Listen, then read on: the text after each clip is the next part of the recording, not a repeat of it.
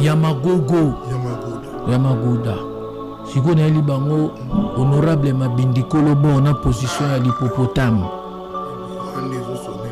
Te soni mabete. Te tika trafic et soni mabete. Beta na TikTok honorable Mabindi Kolobo romona e. Ezangate. Yangate. Mayele oko s'inspirer na makambo zo mona bina inspira ki magoda mukolo la na kati ya mutuka ya Chevignon Sainte yebuta va ilo mystique ilo na bitin na vandaki na mona nga ba baloba magoda nga zo ma muto na magoda na lobia na ndenge pena ya bien nga roba vérité na yoka mwana pa ya Chantal Bola. Moi, je suis à qui choral, à qui répétition chorale. Je vais bêtiner mon koso. Quand on a mon église, c'est par là que moi, je tirais l'inspiration. Yalo baka ya kende veye, de priere nzoka kendaga na yende veye. Yamagoda. Non, le grenade n'a ndeni. Raza rebe. Un jour à Rotomboka, vous faites une réalité. Vous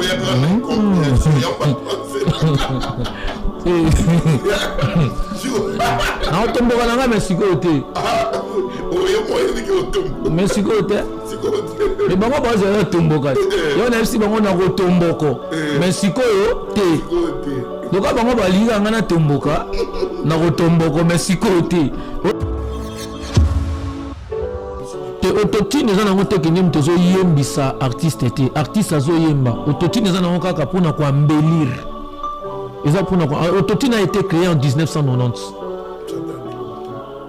eza ingénieur du son, c'est un ingénieur du son qui avait créé ça, je pense que c'était un français qui avait créé ça autotune. Si c'est pas un français, c'est un américain. Je pense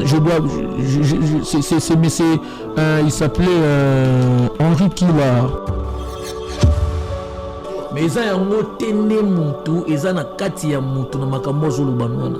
Yamuti, yamu peut être atteindre, yamu ndemte ça là qui chanteur azala chanteur, chanteur azala déjà chanteur. Autotune na ngokaka, pour non pese lengi kaka. Oh ya sumbi didi, pisha kimwe sumbi didi. Oh ya sumbi didi. Sumbi didi, Gezola London City, Sumbi didi, Mika Manga, Sumbi didi, oh ya, Sumbi didi. Ma réaction n'est pas méchante, mais je suis correct de ce que je suis en train de dire. Ce sont des gens qui ont créé des guerres dans l'Est. Ce sont des gens qui ont fait marcher même les enfants de 7 ans, de 8 ans. Ils ont fait violer les enfants de 8 ans, 10 ans. Ils ont tué les gens, ils ont égorgé, décapité les gens d'une manière anormale, d'une manière inacceptable.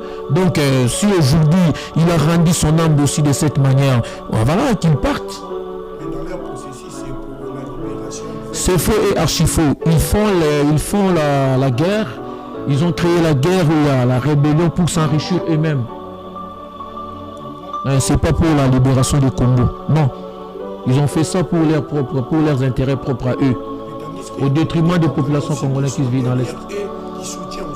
Les Congolais machiavistes, les Congolais hypocrites, les Congolais mendiants. FB100, le spécialiste de l'événementiel. Pour tous vos événements de qualité, par des professionnels, avec DJ, équipement, projection de lumière, feux d'artifice, fumée lourde, rideaux LED, gâteau d'anniversaire avec chariot magnifique, service traiteur à la demande, piste de danse, proposition d'écran géant, photo vidéo, des caméramens spécialistes, des professionnels. FB100.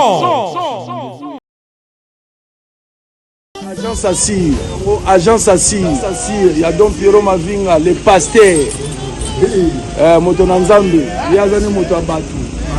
Donc, Moutounio, ça va Moutounaï. Donc, les autres, ça va Moussala, aux Alamoutoukanayo, Nouveau Tinda, au Moni Agence Assir, donc soki babi agence asire seke vena sire eleka totie biloko na yo ekoma ntina destine omona ata tonga ebungi te po biso oyo respectaka biloko ya bato eza ya biso te biso osalaka mosala tomemi yango ntina kini oyo etikalaki na matadi te biso okomisa yango ntina Kinshasa mutuka na yo batia yango ekomi ntina Kinshasa na agence ntango ezokita ozwi mbala moko ekei donc oza na mposa kobenga biso numero na ngai ezali 06 29 25 27 06 toza mpe na Paris toza mpe na Saint-Étienne toza mpe na Lyon toza na Chambéry toza na Nessi donc soki oza na mposa na biso bengaka agence asire yeyo apesa banimero ya bamboka nyonso wana okontakte bandeko wana mpo tozwa biloko na yo prix mpe ya malamu na Kinshasa tozali na Makanza 66 na commune ya Ngiringiri direction Shaba Makanza donc soki okeka wana omona fondation Pierrot Mavinga eza wana nde place biloko ekitelaka.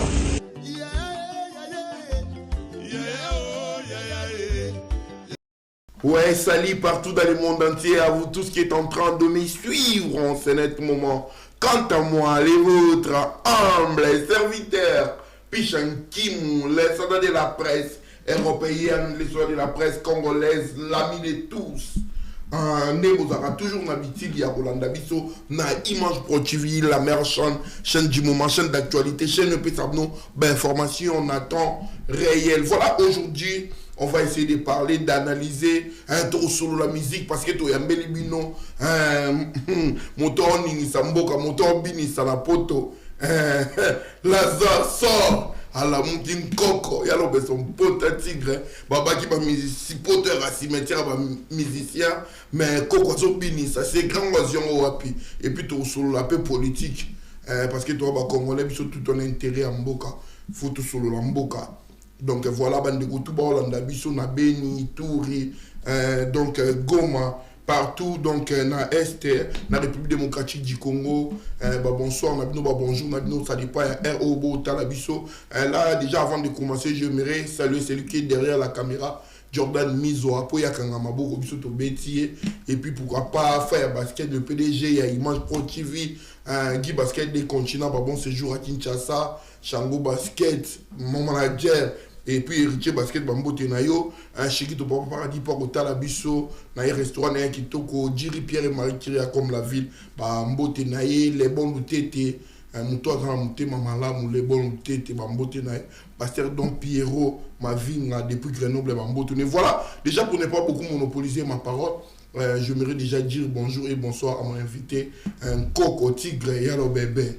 Ouais, bonjour aux internautes, les abonnés de Image Pro TV, les patrons Fire Basket, et bonsoir, le temps avec lequel ils doivent devoir nous suivre. S'ils nous suivent dans la journée, bonjour, dans la soirée, bonsoir. Et bonsoir à vous-même parce que ici on est déjà à la soirée. Picha Kimo, le nôtre. Voilà, jusqu'à nos jours. Coco, honorable le bébé, Lazare. Sort. Ah, Baba Lazare, on l'a moukaté. Lazare, la moukaté. Jésus, la moussa Lazare. Ara Massanaï. Lazare, la massa, ami intime à Jésus-Christ. Jésus, a un camarade, camarade n'a Lazare. Avant Lazare sort. Ceux qui vont mourir de sali.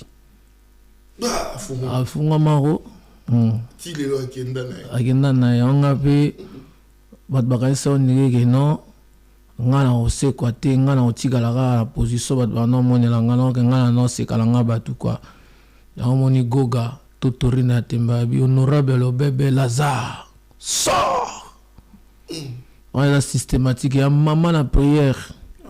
La prière, la prière, faut musique même Bible il y a des cantiques, des cantiques il y a banzé il y a maman la prière il y a maman la vocation ba cantique des cantiques on a ngo ba psaume wana psaume là quoi calcul ba tourna 3 x 4 3 x 4 maman 12 ba tourna pe 4 x 4 x 4 On comprend.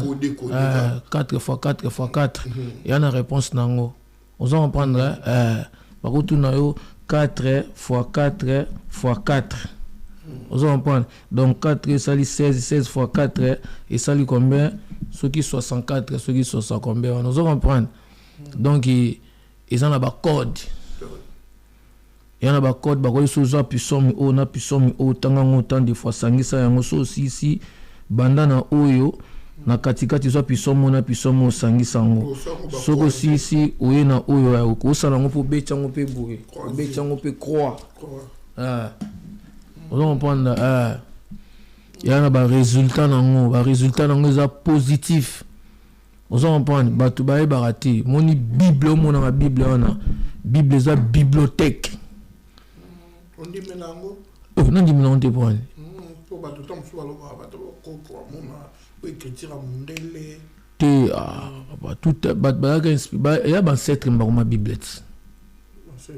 ce sont les ancêtres qui ont écrit la Bible, que personne ne vous trompe. Parce que pour les Arabes, évangile selon Jean, évangile selon Matthieu. Quand on a qui inspiré, au moins la Bible est-ce que continue la religion. Okay. Parce que religion est allée, quand on dit religion c'est quoi? Religion est allée vocation. Oyo zui, o nzambe a koti katina yo, o sali religion. Mais nzamba dans la religion te. Muta kosote nzamba za muta religion te. Nzamba a pona batutu. Pour son nzamba a pona religion, mais nzamba tika église. Nzamba tika église te. Ah ouais. Au fumoli hein. Prévané pe fumu kimbanga tika na église te. Au mona mutum te, ya tika kimbangis te te. Te ya tika kimbangis te te. Kimbangis. C'est sa religion. Il y a papa Diangenda. Inspiré par son père. Asali religion wana kimbangiste. Wasela leader spirituel dans Fumu Kimba. Mais Fumu Kimba va qui a bangote. Fumu Kimba va ya batunyo sotu. Fumu Kimba va bimati na bambandaka. Kuna mission na bambanda na kota benga Kibangu. Kibangu. Simo Kibangu. N'Équateur. Babengaka Simo Kibangu. On comprend. Abimati na Ituri. Na Bunia. Abima kuna. Kota ino pesa ino mai kote mo mai zo bimati apesa bango mai na territoire ya nini ya territoire Irumu. Na territoire Irumu Fumu Kimbangu abima kuna na Ituri. Mai zo bimati si bango ya botoka mai mai bandu bima. Tilelo. Mai bima. Oh, azaka ya bango mo taza ya bango te. Fumu Kimbangu aza ya batu nyonso tu. Ya peau noire nyonso tu. Au moins so okei kota ba indien. Baza pe na Fumu Kimbangu na bango. So okei pe ana ba français ba pe na Fumu Kimbangu na bango. Okei pe ba chinois ba na oya bango. Siko loko za ya mabe siko biso to bosana ba ancêtre. Vous allez comprendre. Authenticité, qu'est-ce que authenticité, authenticité. Ok, merci. Excusez-moi, je bégaye. Authenticité. Retour à l'authenticité. Vous allez comprendre. Donc, Nzambe atika religion. Yo ne peut pas la religion. So obi ke Nzambe atika religion. C'est que l'ilobeza Nzambe atika liloba te. Lilobe uta bi ba uta na bima. Tamba tomboki ba kaboni prophète Konde akosa ni liloba sous invocation na yanza la vocation ya nani ya Nzambe nenga soli na Nzambe na voilà vocation tenenga zuya vous comprenez hein c'est ça vous comprenez donc qu'on y est bibliothèque qu'on y est bibliothèque parce que ba David ba cantique de David ce sont des ancêtres. Ceux qui sont seront au coma. N'habite ce seront un peu ancêtres dans ce banner au coma. J'ose croire que ba coma peut parce que tu as une critique na biso. Voilà. Tu aurais une critique na biso. Voilà. Ne sur autant au Bible koya ba changer ba te critique ba biso tout ça la critique to comment ba critique au lelo ba changer ba comment tu comme picha. Ils ont communauté frère comme dans l'inkimu. Ba falsifier. Donc tu yo piche za communauté comme dans l'inkimu. Inkimu ndeyo. Neti fire. Fire za komuna été. Basket za komuna été complexe kaka. Kafuti. Kafuti nde bango nde ba kafuti. nde bango sosko bazo bele le fois be sonné to sambela il faut ça appel ya ancêtre parce que kafuti la koko na bango et là ko na be comme père na mais père na pas na papa na ye père na pas na koko na ye ce que tant zo sambela il faut benga ka ancêtre. J'appelle mes ancêtres bienveillants, les ancêtres bienveillants, les ancêtres combattants. Idolatrité, parce que yoka otuni question wana sisa ko katate parce que Dieu de nos ancêtres, les ancêtres étaient inspirés par Dieu. C'est Dieu lui-même qui avait pris la connaissance spirituelle, il a légué ça aux ancêtres. Vous comprenez que nous sommes une zété au sangisi yango au pesi mutu malade anangona esili Satan sana zété. Tout ce que nous sommes en train de vivre ici, c'est Dieu qui a créé ça. Bako ba no zwa mbisi o mbiso na yaba mbisi msuna mboka na soto lia ngote ba tetanga nango batu. Mbisi bena bazui na mai bazui mbisi babomiye bakausi batumbi bazui poussière wana bakomi ko tete nango mutu maladi po nango pa bu pia esili wapena ba problème wana ba tutufuni na nzoto bona ba poasi ba mababe ba isoka keno yaka zikota na nkunda bazui bakasa banzete basangisi batokisi bavandiso babandi ko nyaka basukoli bazosaka babitelema kenda kotala simate salité nyonso pe na nzoto nyonso na esprit donc basukolio intérieurement et extérieurement. Vous comprenez? Eza kindokité eza liente eza kiyuma bakosa bino eza kiyuma moi ba mindele na mboko tovandi bana ba ancêtre na bangoti babela ba ancêtre na bangoti yendo katinga babela ba ancêtre na bango babela la rati babela ba ancêtre na bango. Vous comprenez? Il y a ce temps il faut que belle la ancêtre na yo kota tata na kota maman na yo na ba arrière ancêtre barrière ba grand-parents na yo na ba arrière grand-parents il faut que belle la bango 4 il faut que belle celui ba kombote celui ba kombo tangi ba kombo na bango. Vous comprenez? Parce que Dieu de nos ancêtres, les ancêtres ont été inspirés par Dieu. Ba chinois ba battre la ancêtre na bango ti lelo. Yango moni baza évoluer biso tozo songa sima to boyi côté mangamba banse bazo kosa yo batikela bino pouvoir mon en famille ba kosa bino okata balien qui vous a trompé que ça balien qui vous a dit ça eza mangamba lukuta bakosa batu bakosa batu frère bakosa batu taba ba retour à l'authenticité. Comment bino bobosa na kala bolinga bota liboso so lingo ta liboso faut se souvenir na passé. Vous en prenez moi na sala eloko na bi ale pona nini biso to bosa na bokoko Jilo Mavinda pona nini biso to bosa na bokoko baindo biso to mipesa na mondele moto mohindo tozonga na bokoko bokoko na nzoto na melelo agene bokoko na nzoto na melantsamba bokoko obi ke vodi ke za agene eza agene vodi ke za agene tuna neli mundu kwa ebisa yo mama sese tonga ayaka kini kuna na yela ke ba 5 litres ba bido ba gene tuna ebisa yo yemo penenga na pe ayebi force ya agene na kata nzoto ayebi force nango pasa yela bango. Ok.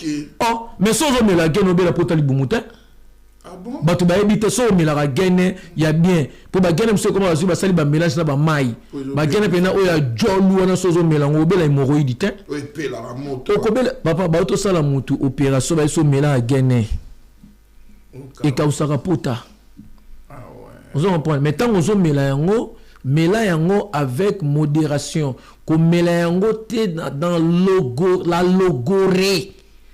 Donc cela veut dire vous buvez en excès. Non, c'est pas bon parce que pourcentage nango e banaka te yango soko melango mingi et okoki même ko sumbana bilamba.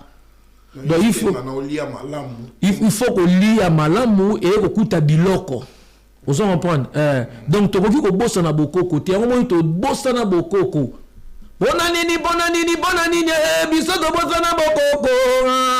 Baindo tomi petana mondele. Moindo to songana bokoko. Pisha bokoko.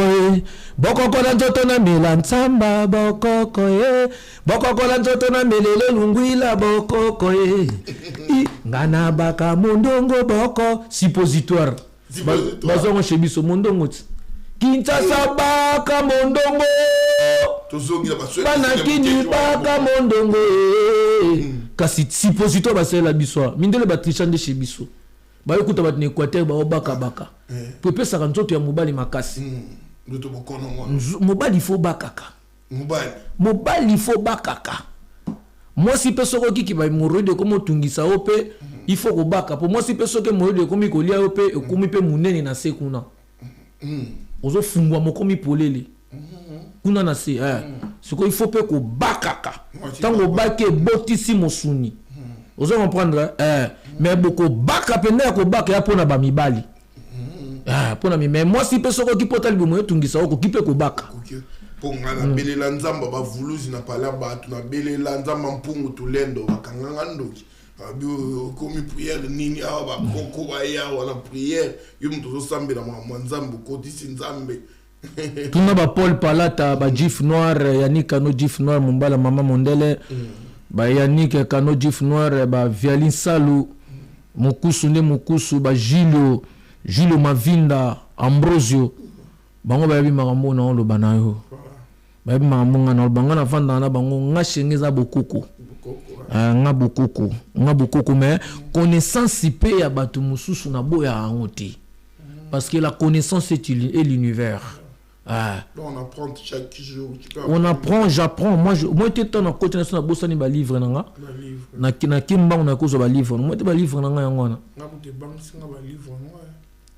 Te ko bang sa te ko bang makambo te faut linga cause la initier. Parce que bitanga tanga mboka o surtout qui ba. Il faut linga cause la initier. Initier au nini na connaissance ya spiritualité. Sans spiritualité ou ko émerger te na vie. Il faut que linga spiritualité mingi na vie na yo. Mais il faut que ba pe na ba retour. Tes retours moins tes intuition les nini, et la négativité ton la positivité. Tout dépend de l'intuition. Il faut que ton intuition soit dans la partie positive. N'ayez pas peur. O bangelo oni. Ko bangelo te kata ngo cheko banga wana ndeko bela no pemba mo yango wana. Tango cheko banga ko sala ngote tikati. Kata ngo cheko banga ko beba no pemba ngone bandit. Yo yo tanga ba livre ngo tanga mo na nini po baksa nini. Nazo tanga yango ezali kibonzambe connaissance o na bisu yo boye. Tinengo vandi bo ozwa idée comme journaliste ozaki inspiré par Dieu. Voilà. Même si olanda ki mutu ozaki inspiré pour landa mutu wana. Okoki ko ma livre na yo que non journaliste avanda ka boye azala ka boye ba poser la question boye. Bato ba comment ngona ba leki yo te. Évangile selon l'obéissance. C'est ça. Et sa vocation, appellation.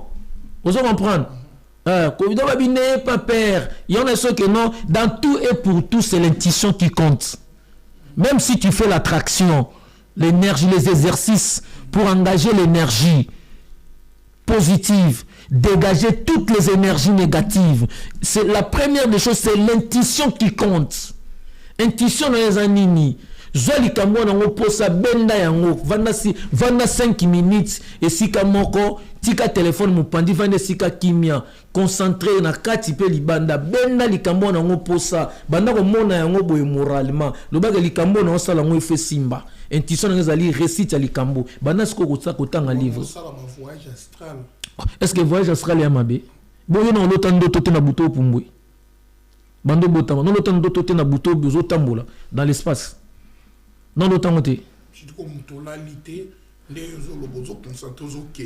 et cassit. Et ça bon mot. Et ça l'attraction. Si, eza biloko mundele, eza biloko, eza exercice ya nzambe. Eza biloko, yango na lobi na zaki inspiré par Dieu. OK. C'est Dieu qui l'a inspiré mon frère.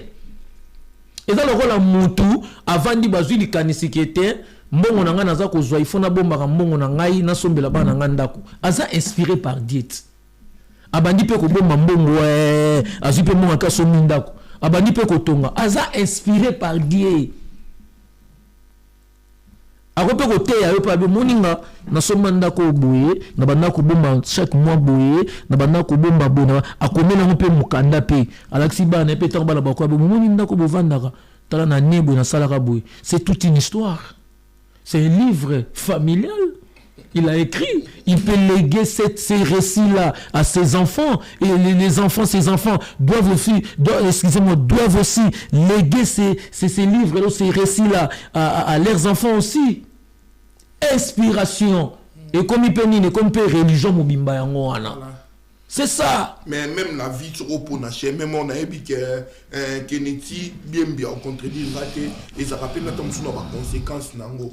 Les lots peut au monde aux tombeaux comme mingi surtout dans les réseaux sociaux tant que nous avons toutes nos questions boé bah doit moniner tout comme na ba incompréhension et gros a dit tant que ba retour tout ba conséquences ça va biloko aux tala aux bima na ba monde mususu na ba tout beaucoup talaté na ba maloba na ba question. Est-ce que netinga vandi boto so est-ce que na tombo ke pisha. Arrêtez de falsifier les choses. Non, faire comprendre quoi. Parce que tu bongo. Picha. Picha moi na vie au moins na vie ko lingara te bat nous pas en panzi na. Merci. Picha ko lingara te bat nous pas en panzi. Picha to kabeli bato le si bato, moi muto pesi wana ay go tongo na mon pe clair terre, on dit comment muta des fois. On va prendre. On a mon clair terre, on na sola ba mi konjona. On dit comme muta de on a mon clarité, on dit dans porte-monnaie magique, mais au PC.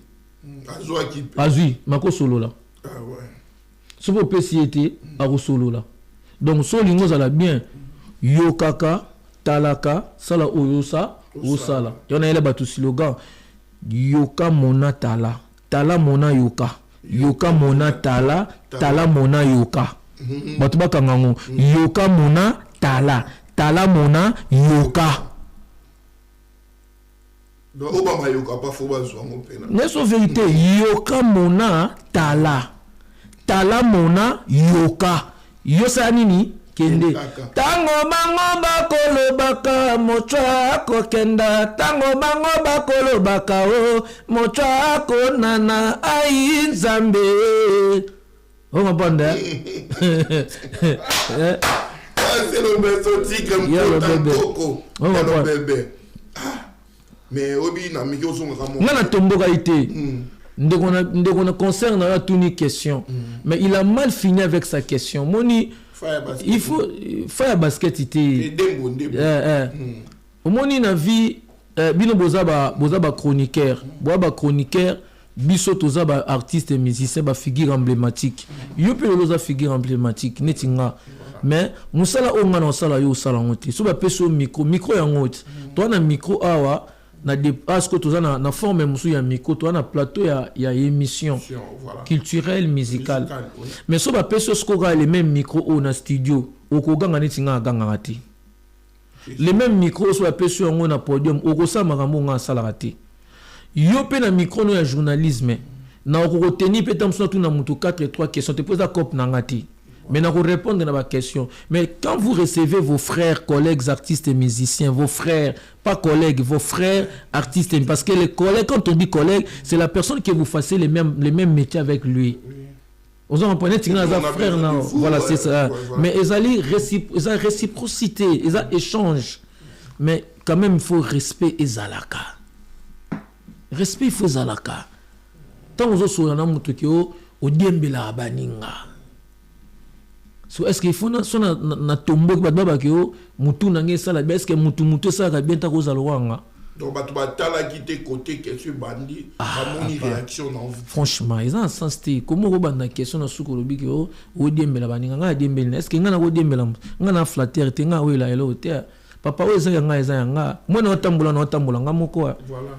But nata mona bango bana ba misalati est-ce qu'il faut na forcer bana batu ki no faut boya to ki une émission hein non tambola nga mona na problème mutu te nga mona maître nga mona za muta makasi nga mona musicien so ko lingo mekanga oye ko mekanga so beti liko fina yo ko mona batu ba yo beto kana simati yo so beti liko fino ngana ko bengelo bato na bengelo Robingele ona bengelo Elogata ona bengelo Samso Samagura ona bengelo Mika Mongo ona bengelo Tankale ona benga Merlin Zumakala ona benga Maître Tivete ngana benga bato te ngana ko bengela o bato makasi ya molimo.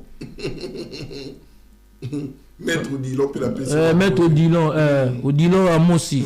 Ya Moulay. Ya Mbinga. Ya Gaïa. Vous en comprenez. Odilon Amosi vrai comme on est voilà. Solara bien. Vrai Maître Boga. Ala peine a besoin. Ala problème te Maître Odilon. Ah ça va besoin ngali ngona nani. Akabula ngona nganga zora. Lo bande yo liaka. Mo yeso mara besoin liaka ngona nani. Ngana bogeta na pese mbo data ke frère na ngati sala. Ala besoin sala besoin na ngai. Maître Odilon oh papa yo singa la bengelo ba Maître Odilon te ngana concentré ko ngana ibat ba yo beto ba ko beto na niveau moko voilà au moins la moto télé matin ah ouais au télé matin moi ce que da kibonzambe ngwana kibonzambe batindelo ba ange gardien parce que biso to benga bango ba bingetele bijo la bingetele le mana to ina isa uma wona nga papimbo maongela ba goda buke le mana to ina so bili mat benga penango bijo la bingetele lo mana to ina isa uma inyo lo mana to ina sama o langa papimbo maonga a langa ba goda buke lo mana on va y au nombre de combien ba ya ke bele ba tindi ta lango lupa ba ya la des autres ba vietnamien ba ya ko so ba ye na islam ba benga bango ba jin bingetele tunaka mongo so utena tala ve chuke lo mboto ba yo ka ko bampaka ba bokulaka tunaka ve chuke ba bingetele ba bani bijo banani ba bingetele banani ba yeso ba yona yeso makamona yomba yaki na rashmago papa magoda ona batu ba otuna magodo euti wapi natali image moti na Zambi magodo papa batu basolo na bango ka totala batu ne basolo la makambo na bango yo est-ce que yo somo le temps sika ba yeso ke lo beso luka ba problème na batu na non conflictuel na luka problème te parce que muto ayebi o ya zali nga luka problème te nga luka problème te na linga pe problème te mais soko lukinga na problème na obengelo ba maître na suna tanga kombo ati to obengelo ba maître molimo ba occuper yo ba occuper pour la pa vino mobimba pe na la na efso mnangi na bi bozela bo munene nga okoma po batu musuba mona yate ke ba bomo kufa te bomo kufa to kufa poani to bomo kufa te to ozana ora ningo zali ba ko musumbiso na bilamba to boiso ma ya kosokola to boiso ko nika minu na mutalumbi solo tutufuni bongo bien ete maboko na ko simba ki wana o maboko simba yana ele wono so simba mingai voilà nkoko eza ki bonzambe bat ba habiter parce que nzambe moni Eli moni prophète Eli tant azo prêcher parole de Dieu bazo seka azaki na calvitie ya munene ya libandi siko bazo seka eta bazo seka abaluka tale osikanga pourquoi na osala musala nzambe silika afungola mabele batu nyonso na bazinda na kati bakenda nzambe abomaka batu frappé ezana mutu muso atelemeli na vie ezana prière au sein la mutu na il faut akita na se akita akokita politique la kimia parce que mutu ayiko ba papa batu adinga mabatu na vie baza ko sala blague te surtout na monde mona to tambola na mutu bena atelemeli mona batu kino akuro to benga kokwama akwami yo aloti côté mais prière ya kokitisa eza ezalio ndimaka ba condition ba opesa yo ndimaka ba condition ba opesa ala répéter que kende kolala na cimetière te kaka na ndako na chambre na yo bongisa ka chambre na o bien chambre za na musoto te za la propre eza la bien parce que molimo elingaka saleté te batu mingi ba yebaka te au moins la mutalambi peut pas tellement ko sukola basani na emo galela kanga tiki basani saleté mais za mabe Saint-Esprit elingaka saleté te lingaka mosoto te yo zalaka ka propre eloko no so moni ke za complément na ndako débarrasser ngo tika ndako mopepe talaka so ndako kombola ngo te tani za kankaka mais ko so komboli ndako sala sense mona ka réaction mo mopepe mo ya kitoko ndenge moko na spiritualité batu baye bakate okuta bandaka bato musu azwi babikutu ya biloko akangisi musu balataka te bapantalon esali 5 bwaka yozolata kaleso pendant 3 ozolata kaleso moko me munoko ozosolola tumba yango somba mosusu sikoyo bakolakisa yo formule ya priere ya kotanga ya na ba r ya mpe na ba r oyo kotanga donc ozofunda moto epa nzambe obi moto nazofunda ye epa nzambe papa na ngai 1 mois 2 mois 3 semaines 1 mois 3 semaines 1 mois 2 mois 3 papa na ngai okozwa résultat ya likambo zoluka coûte que coûte ata babi ke bakundaki yo na kunda okozala déterré formule eza formule ya lo bébé magoda beti ya magogo ya magoda siko na yeli bango honorable Mabindikolo bo na position ya l'hippopotame te soni mabe te tika trafic e soni mabe te beta na TikTok honorable Mabindikolo ba romona e ezanga te nga l'équipe président Vital Kamerhe na maele te crion rayo boulega izara kombo ya honorable bongo so basali ti cri na kombo ya fire basket ya mabe fire basket ya mabe so basali cri na kombo na opisha nkimu ya mabe obi nkimu elingolo bani est-ce que ça mabe l'artiste s'inspire à ce qu'il est en train de voir, à ce qu'il est en train d'attendre, à ce qu'il est en train de lire, à ce qu'on lui a raconté comme une histoire antique. Un bon artiste. Parce que Oto Mbaralelo, ce ne sont pas nous qui ont créé ça. Et ça,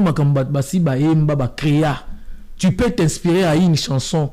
Tu tires l'inspiration dans l'inspiration de l'autre.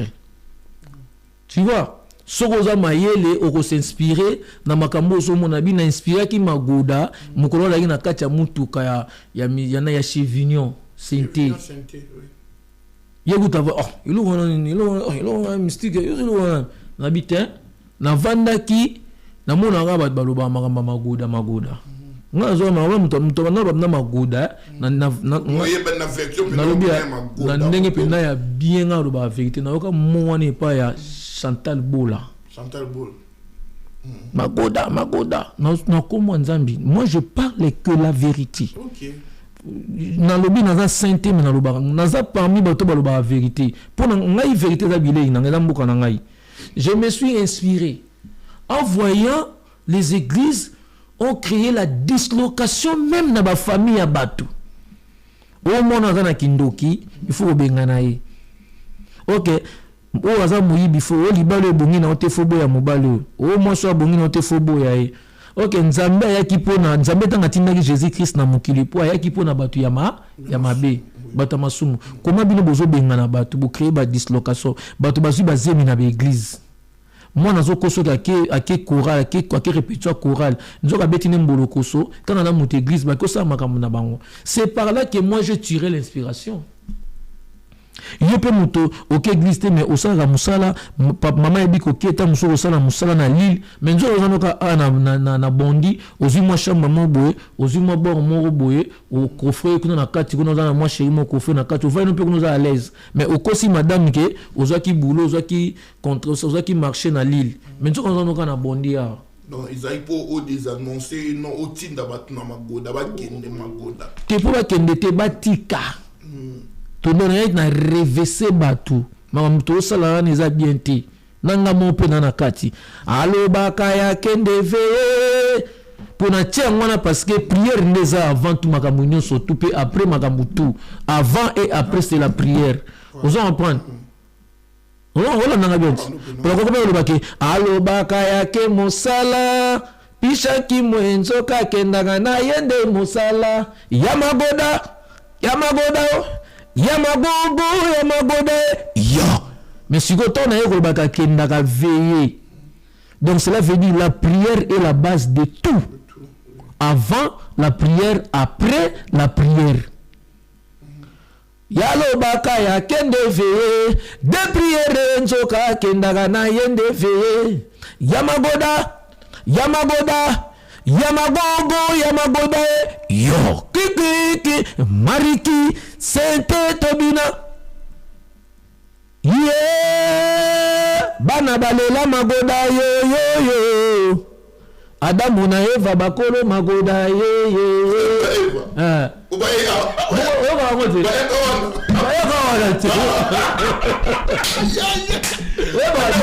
bango bakolo magoda bango banda na prière bango comprendre ngate but bango comprendre ngate mago enazaka mama bana balela magoda yo yo yo Adamu na Eva bakolo magoda yo yo Bangala balela magoda yo Bakongo balela magoda yo Baswahili balela magoda yo Baluba balela magoda ngoya ngoya yi magoda yo Adele nchala tobina magoda yo Faitere mwemba sanzi doki nane bina magoda ya tikit magoda yo Freddy ya yango mabina magoda yo ngoya magoda yo tikina de nanga de ndaga magogo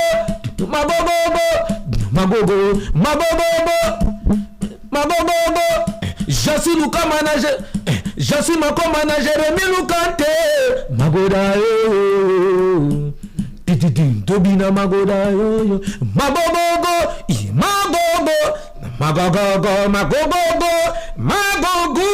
magogo beaucoup jambera yo parce que vous avez mettre live na ngo donc on change na vimbi na niveau moko donc era maboko moko okota donc na eto tominda kwa banisiko ko modifier ndako na yo on latisa siko ndako on comprend donc sur la bina na panza on pon ti siko na beton na live ité mukona ko vandela ngo kusena live que Doumer avant de te papa séquence il y a 5 minutes 10 minutes toza wana ezuba makolo ba maboko ezali pourtant on me kata pena kaba ya isekizo le mana do ineza umama nganga buke ba la ba ko buke le mana do ineza umama ko ba kitaki to la li to ngato ba chime line ka wa ba o meja boko te ka wa ma go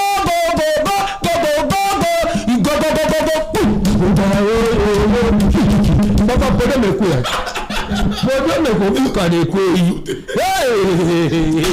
banduku eko kata na pa ekoi wala mbunda kop na ngande mbunda ndi kop na nga babu kula ka bazawa pepene loko mo bega ka soare mbunda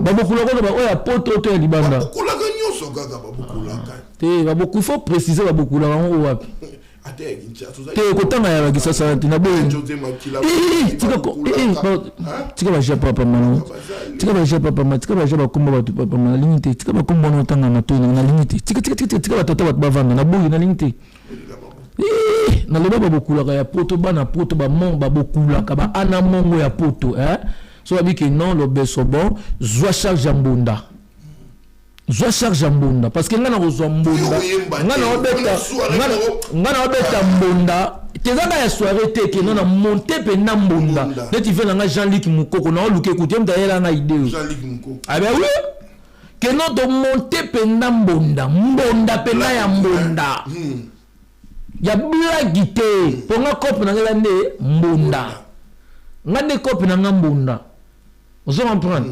So qui va crier dans notre zaka mbonda. Ouais mais ba doit mona mbonde. Ko ta guerre la team pena mbonde vanda ki wana et puis ba dondo zilo ka na retu ba ba ko balu ki la héritier ou atana meti le loyo ba to ba mona ba okata o garder toujours non ba le crise nandeni. Ngaza rebe. Ba mona ga ka muto mbokyo un jour a retombo ka bu futa ngaite o ya ka compréhension ya ba non tombo kana Mexico te Mexico te mais bango ba zero tombo ka yo na si bango na ko tomboko Mexico yo te donc bango ba liga ngana tomboka na ko tomboko Mexico te non mais que les gens arrêtent de calculer de voir les pensées fameuses auprès de d'autres personnes parce que moi je suis pas de cette nature là, c'est pas ma nature c'est pas ma nature. Moi je respecte celui qui me respecte. Okay. Moi j'impose le respect. Moi si tu me respectes, je te respecte. Si tu ne me respectes pas, n'attendez pas les retours de respect à ma personne. Flèche d'alliance. Ouais, t'accompagner celle de retour. Voilà. Donc, pour moi, tu peux me donner rien, mais respecte-moi. Si quelqu'un te respecte, même l'argent qu'il te donne, même un cadeau, il va te donner ou elle va te donner avec beaucoup de respect. Si vous n'êtes pas respecté, même l'argent, il va jeter cet argent par terre pour que vous puissiez ramasser. C'est impérativement que dans nos vies, que le respect soit imposé, c'est impérativement. C'est impérativement que le respect soit. Si tu n'es pas respecté, mon frère, là où tu n'es pas respecté, il ne faut pas y aller. Oui. Il ne faut pas manifester, il ne faut pas même manifester ta présence. Voilà. C'est ça. Il y a monter, on a. Ouais, excusez. Il y a Non, non, non, non, non, non, non, ma gang na kati. Je vous n'ai pas na cassé. Oui, je n'ai pas na cassé. Mais bon, rap au tiers on paye ça. Te voiture na point. Je n'ai pas na cassé. Je n'ai pas na cassé. Na cassé pas forcément mais na live na mo bimbane na la raté. Bon boulot ya musique eza boulot, eza neti boulot militaire so ba no ma fait exécuter parce que ba fouti studio ba calé studio jour wana, ba fouti déjà mbongo. Yo ozana m'informer. Donc ils ont choisi débrouiller en tant qu'artiste mais qui n'a bien. Utilité autotune dans musique parce que ça crée aussi des autotune ils ont monté que nyem tezo yembisa artiste était artiste azo yemba autotune ils ont kaka pour ko embellir. Autotune a été créé en 1990. Ça date de longtemps. Ils ont ingénieur du son, c'est un ingénieur du son qui avait créé ça. Je pense que c'était un Français qui avait créé ça autotune. Si c'est pas un Français, c'est un Américain. Je pense, il s'appelait Henri Kila. Il s'appelle Henri Sisekila. C'est lui qui est le terre concepteur de l'autotune. Il a créé ça en 1990. Déjà Tanguy. Voilà. Félicitations. Oui. L'autotune a été créé en 1980 à 1990. 1990. Ça sert à quoi la musique rôle dans le format Joranine. Bah ça là on peut ça la ranine la musique. Donc c'est on a émission. Autotune. C'est un instrument où il y a tricherie en plus. T'es un instrument tricherie. Dans le bien. Autotune ezalate autotune tem tezo yembisa chanter ndem tazo yemba na likolo autotune. Ok, donc il faut passer le meilleur na yo. Et kasi ezala ka pona ko embellir kaka ezaka ne toloba ne tozo linga mwasi te olembisi ni mwasi mungongo opanga olembisi monite tala nga lingyo na lingyo mamna lingyo mona benda omono sepeloza décité na ochom na place na yo omono che yo autotune yango na na ochom na place na yo autotune yango na o point o mono pe na ochom na place na o metongo cheka mo mafuta na yo o point Otiemonias ozoma point nga olinga yo ozomono ozala no à l'aise na nosala o ndenge olingi omabe mwasi te nga alingaka il faut sala nga boye nalingaka boye te t'inquiète nga kukotango te ya cop na ngai ya cop na ngai ya cop na ngai kutu yo zela na sepelisa na ngai yango wana sikoto te mais eza yango tende mutu eza na kati ya mutu na makambo zoloba wana yango te yango pe te eza tende yango nde mutu esala ke chanteur azala chanteur te chanteur aza déjà chanteur autotune na ngo kaka pona pese lengi kaka mais artiste pas libre robot ya nango de total est sorti médiatique ya frigo la bi yenga na belle voix na bongo donc artiste au sali la moté pour ya mon on le lo mo ba tricherie donc et puis na ba musique à kala ya bien ba ki na moté donc ta soki te na biso a ibanda na 1990 si ba père wana kala ba vi na biso a kala ba sali la ngo te biso ba sali la 90 c'est en 1990 na bien na biso ba belge ba 1990 nde ndinga ba français et banda wana muta créer na daka ingénieur du son ya musique muta créer autotune. OK. Donc c'est là ba lombo ba yema na ba mpe na ngote mais tant musu tu mona pe na ba sima kalkila kufa la nini bango ba yema na ngote so landi ane ba kufa parce que autotune est créé na 1990 na ebisuyo que les gens aillent face de que les gens aillent faire face de recherche. Ils me donneront 6 raisons. Ils vont me donner raison que non le beso azana en information Donc, toi, tu es libre à boire, tu es libre à saler. Ça n'engage que toi. Donc, si tu lingo ça, on se peut lingo ça, on te. Bah, DJ va ça, on trop. La musique va couper décalé. Bah, ça, on mingi. Ils ont ma bête. Est-ce que ça, là, on pété que mon colonien sauté. À ça, là, mon colonien sauté. Il y a une prestation, ça, là, non. Chacun sa vision, voilà, vas-y. Ils apprennent la performance, puis Moutabe, t'as net concert live à Tiango. Et kasi, on est tout là-bas. Ils ont un rapport dans Wambeli, à Rochango, Tazana, ils ont chanté, ils ont été autotines, ils ont été pour Mbappé, nos autotines, juste, il faut s'appeler Grant. Ils sont dans un réflexe. Il y a musique, il m'a cassé, il y a pas site. Et cassite. Eh ben oui. Ils ont un exercice autotune. Ils ont un exercice, il faut dans la réflexivité, il faut dans la route, il faut dans la réflexe dans la route. Des facilités en route. Facilité en ligne. Papa social, la paix sur Bambote. Mon excellence Landry. Ici, dit Chilombondo, ya Mokonzi. Bambote Nayo, le seul et l'unique, le véritable code. Ya Willy Moucheni. Aloubo Star Kalambay. Aloubo Star Kalambay aussi, Bambote Nayo. Jean-Luc Kabea, Manamala, Paul Mwamba, papa social. Chiquito Papa Paradis. Chiquito Papa Paradis, Restaurant Paradis, secret. En tout cas, na salimo mikole bele na zoya nda kute fonaya donc naya penza. Mais Papa Paradis ba le 28 autres ala wana toke tu vas dans restaurant pour toke boîte il y a Artesia Black Jonker ouverture wana gozala wana kitoko. Donc voilà, Odilon Mampouya boutique exemple à suivre ba mbote ebele na yo musika o la biso donc Odilon Mampouya na boutique exemple à suivre. Et c'est même na Kinshasa face il y a Inerbe wana. Afungo les boutiques là. Afungo les boutiques. Odilon Mampouya te Odilon Amosi. Non, Odilon Mampouya. Odilon Mampouya Mampouya mutu mususu. Odilon Mampouya. Odilon Mampouya. Exemple on appelle ça mbote grand frère Glodier Akina.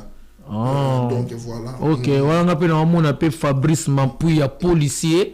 Fabrice Mampouya policier n'était sur la famille moi on a habité na PC Bambote à trop sans oublier BKG Métis service na Crey base bana Crey.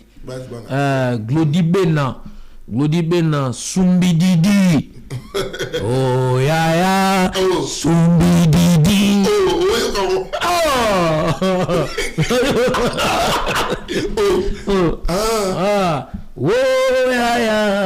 Sumbi Didi Pisha Kimwe Sumbi Didi. Oh ya Sumbi Didi Sumbi Didi Gezola London City Sumbi Didi Mika Manga Sumbi Didi. Oh ya Sumbi Didi Sumbi Didi Shango Basket Sumbi Didi Tika Songi Sumbi Didi Fire Basket Sumbi Didi Imani Mambo Pesa Makambo Sumbi Didi. Oh ya Sumbi Didi Sumbi Didi Sumbi Didi Bobo Borele Sumbi Didi Borele Eloko Sumbi Didi. Oh ya Sumbi Didi Sumbi Didi Sumbi Didi. Oh ya Sumbi Didi. Oh ya Coco Tigre, l'obéson Bota. Donc voilà, tout fait tout flamme. Petit Ngouaï, donc Indi Ao. Pour mon papa social. Papa social.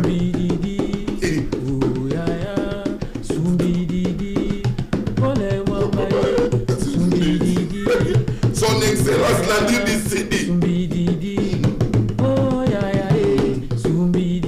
Le génie blanc Didier Boudimbo. Didier Boudimbo. Sumbi Didi. Le génie blanc Sumbi Didi. Oh ya Sumbi Didi. Héritier Scramé Sumbi Didi. Christian Mopa FMI Sumbi Didi. Christian Mopa FMI. Oh ya passe dans bon. Voilà, et ça le plaisir d'un prophète Messi Mbala, un pasteur Don Pierrot Mavinga, depuis Grenoble, Patrick Benga, l'ingénieur, agence Assyria, fret routine, Nabiloko, fret maritime, fret aérienne. Donc voilà, tout continue, Nabisona, Kokompota, Ntigre, Docteur Eugène Wana, animateur. Félicitations, Naya, ça boulot bien, Namona qui peut les sous-sous.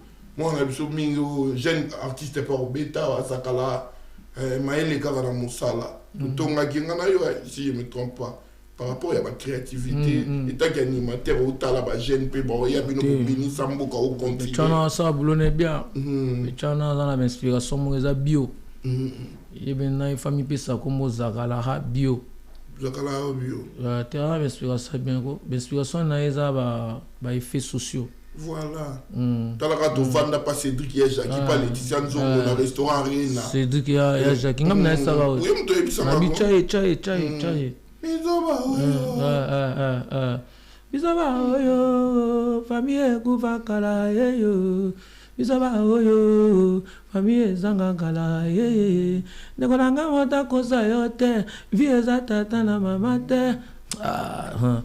Ariwana yozomona tokokoma tokosala ya minene botawa nozomona tokokoma tokosala ya minene bisaba oyo famille kubakala yeye bisaba oyo aza ana mawa moko ana mawa moko mwana ana c'est un bon artiste félicitations za na ora nengoza zala la respect na yo kofinga no ba mikolo te Zana bien parce que so fingi ba mikolo ba finanga ba na butu tout fini landa ilanda so fingi ba mikolo ba fino na butu papa misa le mba ukabela mutu 10 000 pesa nganga 20 000 fina mutu finga ka parole révélée finga ka alembe upesa mutu 10 000 finga ka mafuti 20 000 finga ka ba kumisa kechi na jin yomona bataba batu malamu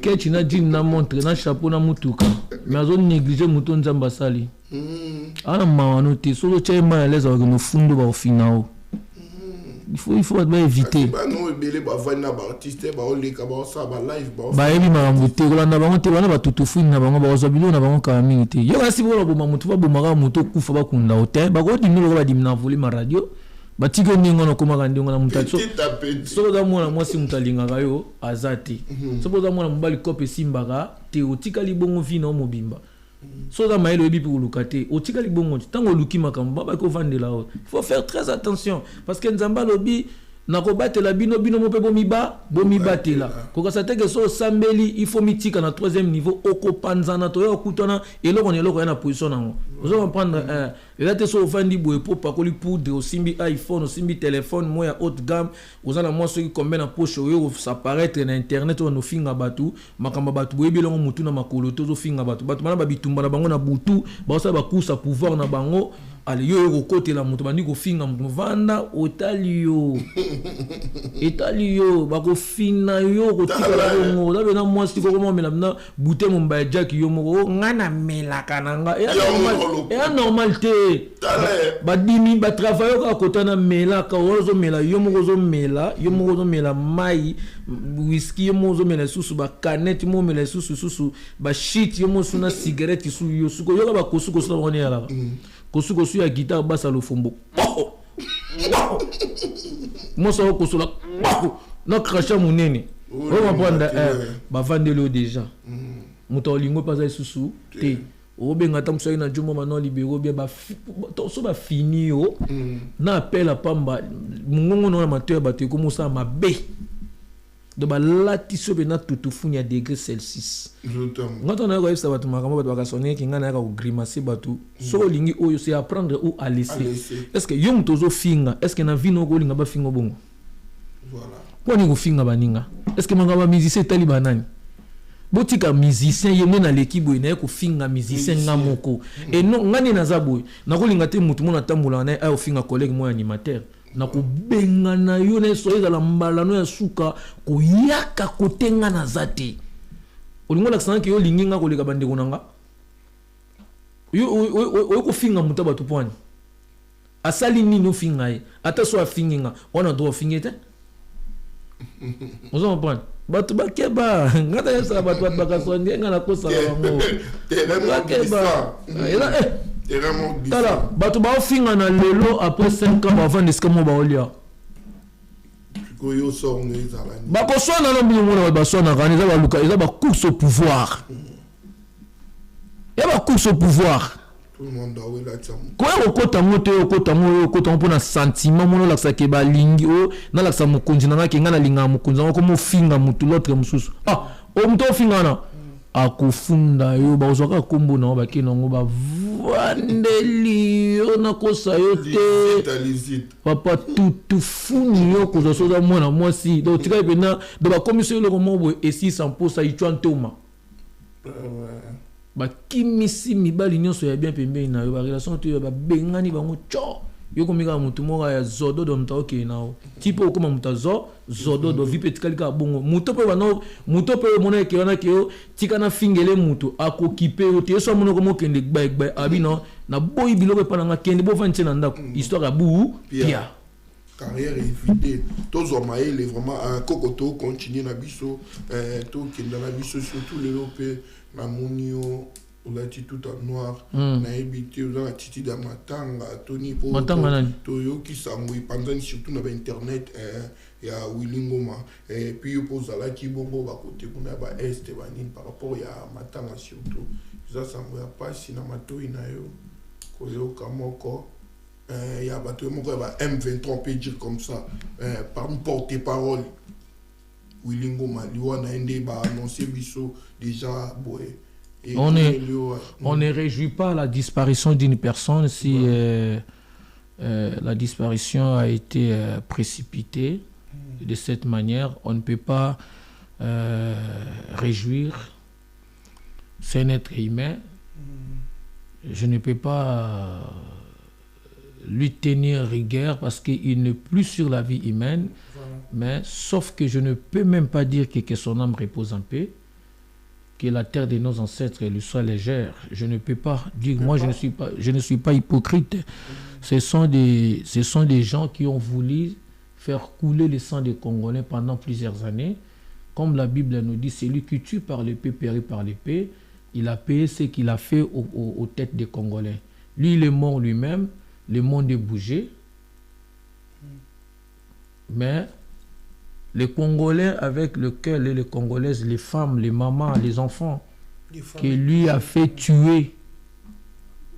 Le monde n'était pas bougé. Hein. Les gens étaient au calme, mais ils vivaient. Il a emboîté le pas de ce qu'il faisait aux autres. C'est ça que je peux dire de cette manière. Moi, je ne peux pas dire que son âme repose en paix. Non, je ne suis pas hypocrite. J'ai mes convictions que je n'invite personne qui vienne partager avec moi. J'ai mes convictions à moi. Ça reste qu'à moi, je partage avec personne. Celui qui veut partager avec moi, qu'il vienne, on va partager. Celui qui ne veut pas, qu'il me tienne pas rigueur. Parce que ta réaction, si ce n'est pas méchant. Ma réaction n'est pas méchante, mais je suis correct de ce que je suis en train de dire. Ce sont des gens qui ont créé des guerres dans l'Est. Ce sont des gens qui ont fait marcher même les enfants de 7 ans, de 8 ans. Ils ont fait violer les enfants de 8 ans, 10 ans. Ils ont tué les gens, ils ont égorgé, décapité les gens d'une manière anormale, d'une manière inacceptable. Donc, si aujourd'hui, il a rendu son âme aussi de cette manière, voilà, qu'il parte. Mais dans leur processus, c'est pour la libération. C'est faux et archi faux. Ils font la guerre. Ils ont créé la guerre ou la rébellion pour s'enrichir eux-mêmes. C'est pas pour la libération du Congo. Non. Ils ont fait ça pour leurs intérêts propres à eux. Au détriment des populations congolaises qui vivent dans l'Est. Qui soutient aussi. Les Congolais machiavistes, les Congolais hypocrites, les Congolais mendiants, les Congolais qui veillent construire au sein du Congolais. Tous ces gens-là qui parlent ici, qui incitent le gouvernement, qui incitent le président Fachi. Excusez-moi, je ne suis pas tissékédiste. Je parle parce que le Congo, c'est notre pays. C'est impérativement, nous, les Congolais, nous soutenons Tshisekedi. Moi, je ne suis pas de l'IDPS. Parce que le Congo était devenu comme une ferme d'une seule personne. C'est un État. Tu fais partie au Congo, un pays, un État de 5 et quelques millions de personnes. Il y a une corporation des gens qui ont confixé le pays, s'enrichir aux minéraux, aux richesses des pays, mais la population en général vit dans la misère. Nelson Mandela Madiba, paix à son nom avant qu'il puisse mort, qu'il avait dit, aucune personne ne peut dire réellement qu'il est riche ou qu'elle est riche pendant qu'il vit avec d'autres personnes qui souffrent dans la misère. Donc ces gens-là ne sont pas des commerçants. Ces gens-là n'ont pas créé même les micros ici que nous voyons. Ces gens-là n'ont pas même créé des usines de l'eau. Mais ils sont des millionnaires, ils sont des multimillionnaires, des milliardaires. Donc ils ont pillé les caisses de l'État. Ils ont cramé les caisses de l'État de la République démocratique du Congo. Ils ont tué les Congolais pour qu'ils deviennent des millionnaires. Donc moi, je suis contraint, je n'aime pas ces gens-là. S'il faut qu'ils commencent à mourir un après l'autre, et moi j'accepte pour que je souhaite pour que les Congolais soient au calme. Parce que vous n'avez pas encore arrivé dans l'Est. Le jour où vous allez devoir arriver à l'Est, vous allez voir comme les mamans pleurent, comme on est en train de violer nos enfants, on est en train de tuer, d'égorger les hommes, décapiter les gens, enterrer des gens vivants, des personnes humaines, on les enterre vivants, vous allez faire couler des larmes. Pour l'ex-intérêt, qu'ils prennent des fortunes, qu'ils prennent des richesses, qu'ils partent acheter en Afrique du Sud, qu'ils achètent en Grèce, ici en France, aux États-Unis, en Brésil. Ce n'est que la population, ce n'est que les dirigeants fameux congolais aujourd'hui qui ont en train de cramer la caisse de l'État pour aller acheter ailleurs. Mais les Burkinabés sont en train de construire chez eux. Ils construisent chez eux. Les Sénégalais, ils construisent chez eux. Sauf que les Congolais qui volent, qui pillent, qui volent les deniers publics pour aller acheter en Afrique du Sud, pour aller acheter en Grèce, pour venir acheter des villas, des châteaux ici en Belgique. Ce n'est que les Congolais. Mais ces gens-là, il faut qu'ils meurent de cette manière. Mais aujourd'hui, j'ai suivi M. Boké Chouayambo. Lui aussi, il a beaucoup combattu pour la République démocratique du Congo, mais il est content déjà de son rencontre avec M. Joseph Kabila. Qu'est-ce que tu peux dire? Tandis qu'on a suivi Boké Chou, tant de vidéos qu'il a injurié M. Kabila, mais aujourd'hui, Boké Chou, il est vraiment content donc, de son rencontre avec M. Joseph Kabila. C'est une information que vous avez eue. Ce sont des spéculations ou... Non, j'ai suivi des vidéos chez Mme Glody Yasuka, Boké Chouayambo, donc dans sa propre bouche, il a dit, donc il est fier de ça. Il est fier de quoi? De se voir avec Joseph Kabila. Bon, il est grand, il a vu le monde avant nous. Nous deux ici, nous, il y a un adage de chez nous, le monde on dit Moussendi a Mongwazakate, Mongwazakazobate. C'est un adage qui se dit de chez nous. Je ne peux pas lui tenir rigueur, c'est sa vision. Kabila n'est pas un vampire, c'est un être humain comme toute autre personne. Voilà. S'il a eu l'opportunité de se voir avec Kabila, il s'est rencontré avec M. Kabila, c'est sa vision. Ça n'engage que lui. Je ne suis pas venu ici pour parler de ça. Je ne peux pas aussi marteler de ça, sauf que la question avec laquelle vous m'avez posé, je suis contraint à répondre à votre question que vous m'avez posée. Chacun de nous a sa vision. Ouais. Sa vision n'est pas la mienne n'est pas la sienne. Oui. Qu'il fasse bien qu'il fasse bien son parcours qu'il est en train de faire. S'il est devenu président de la République démocratique du Congo, parce que les gens croient qu'en se voyant avec Kabila, tu peux avoir un ministère ou tu peux devenir président de la République démocratique du Congo. Je ne sais pas si c'est ça, c'est vrai, si c'est ça, c'est bon, c'est leur vision. Mais qu'il n'oublie pas. Qu'il n'oublie pas. C'est le message que je lui envoie. Il a assez incité Kabila. Voilà. Kabila n'est pas insensé. Kabila n'est pas insensé. C'est un homme né intelligent et il est sage presque. Il est sage presque beaucoup de personnes. Si et seulement si l'information que vous me donnez, vous me passez, que le vieux Tchouké s'est permis d'aller voir M. Kabila, mon frère, je te dis qu'il fasse très attention. Je le répète. Kabila a la mémoire d'éléphant. Il n'oublie pas facilement. Il n'est pas insensé, ce monsieur. Je le répète. À quoi sert quelqu'un qui faisait le combat pour changer les choses, la malgouvernance dans notre pays? Vous avez attaqué la même personne là que vous l'avez attaqué pendant plusieurs années. Oui. Aujourd'hui, Boketu est devenu le chouchou de la diaspora. Boketu a inspiré même d'autres communautés africaines pour commencer aussi à faire les combats dans leur propre pays natal. À militer. Mais comment se fait-il aujourd'hui encore la même personne qui a attaqué en plusieurs années, pendant beaucoup d'années, la personne qui gouverna mal le pays, aujourd'hui s'est permis d'aller se coaliser avec le monsieur. Cela, ça n'engage que lui. Comme je viens de le dire, c'est son idée, c'est sa vision que je ne peux partager avec lui. J'ai ma vision à moi, il a aussi la sienne, bonne chance. Mais le retour est la suite est là. Merci beaucoup, Coco Tigre, Lobesson Pota. Revenons à notre mouton aussi. Ça montre que, en outre, ça montre que les gens faisaient les combats pas seulement pour la République démocratique du Congo. Les gens faisaient les combats pour les intérêts propres à eux. Intérêt personnel, on peut dire ça? Oui, quand je dis propre en eux, les intérêts privés, personnels. Wow. Parce que moi, je ne crois pas, et je ne peux pas accepter, c'est inacceptable, Vibo Ketu, d'accepter d'aller voir M. Kabila. Pour moi, c'est une erreur grave. Ben voilà. Il doit être prudent. Prudent. Oui. Encore une fois de plus. Il doit être prudent. Parce que le monsieur, il est mordant.